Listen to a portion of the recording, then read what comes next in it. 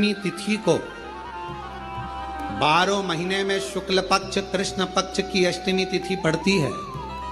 यदि किसी भी अष्टमी तिथि को अगर किसी ने नियम बनाया 5 अष्टमी का, 8 अष्टमी का, 7 अष्टमी का, एक कनेर का पुष्प शिवजी के शिवलिंग को समर्पित करना, अशोक सुंदरी के स्पर्श करना, और जो जलाधारी होती है, जैसे ये शिवलिंग है, ये जलाधारी है, तो पहले शिवलिंग पर स्पर्श, फिर अशोक सुंदरी का स्पर्श, फिर जलाधारी पर कनेर का पुष्प शिव जी की ओर मुख कर कर, अर्थात जैसे मानो ये कनेर का पुष्प है, तो ऐसा शिवलिंग का स्पर्श करते हुए जलाधारी पर जो समर्पित करता है, भगवान शंकर उसके मन की कामना को पूर्ण जरूर करते हैं। एक कनेर का पुष्प, उसका एक स्वरूप है, उसको जाना, उसको पहचानना सरल नहीं है। जो हनुमान को जाना गया, जो शिव को जाना गया,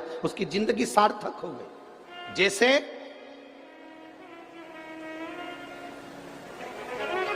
आप एक बेलपत्र,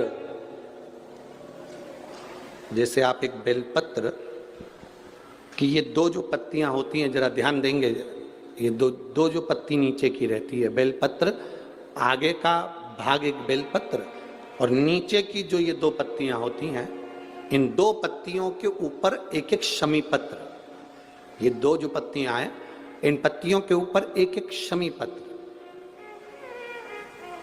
और लाल चंदन, ये रखकर कितना भी रोगीला व्यक्ति हो, रोग से ग्रसित व्यक्ति हो, जिंदगी में कितना ही दुख पड़ रहा हो, बेलपत्र की ये दोनों पत्ती, जिसके ऊपर शमी पत्र रखकर, लाल चंदन रखकर, श्री हनुमान जी महाराज और हनुमान जी महाराज के तीसरे नंबर के भाई श्री गतिमान जी, हनुमान जी कितने भाई हैं?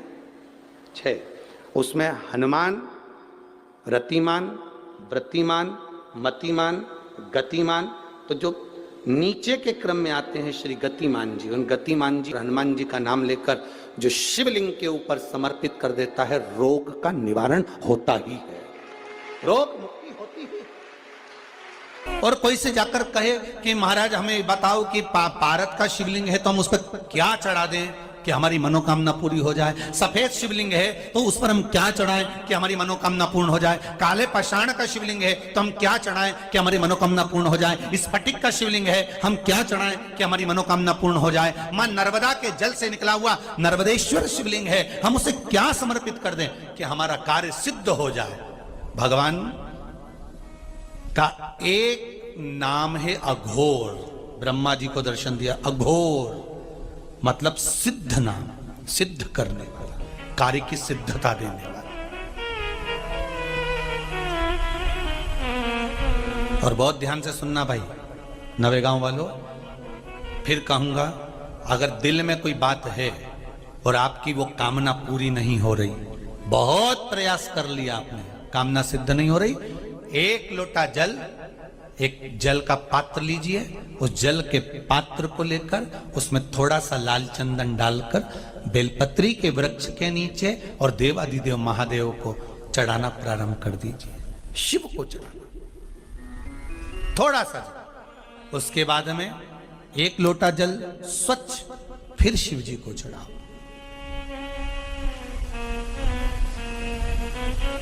प्रयास करो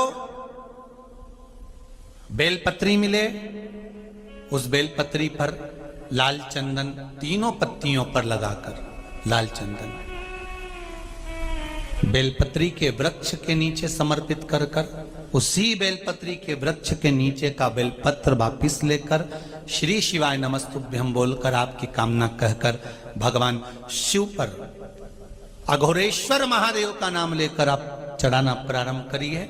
बाबा आपका कार्य 3 महीने के अंदर पूर्ण कर देगा, सफलता देगा। शिव जी का एक नाम है अघोर।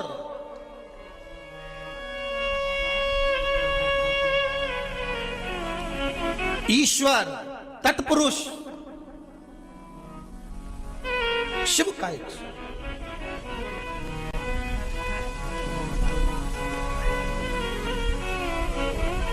अभी अपने बीच में कुबेरेश्वर महादेव मंदिर से, कुबेरेश्वर धाम सीहोर से एक क्रम चालू करा था। आप लोगों ने करा था, बेलपत्र का वृक्ष लगाओ। किस किसने लगाया था? हाथ उठाओ जरा। लगाया सबने? अरे बहुत बढ़िया, रख लो वापिस रख लो, बहुत बढ़िया, धन्यवाद आपको।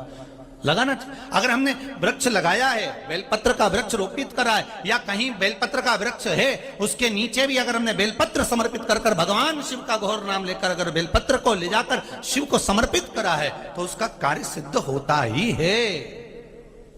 करके देखिए,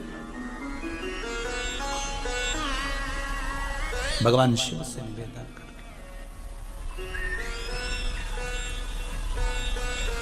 महाराज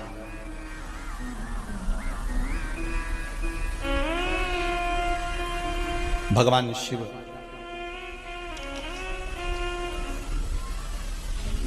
वो साधारण नहीं, पूरे संपूर्ण विश्व का कल्याण करने वाला। वो कहते हैं ना,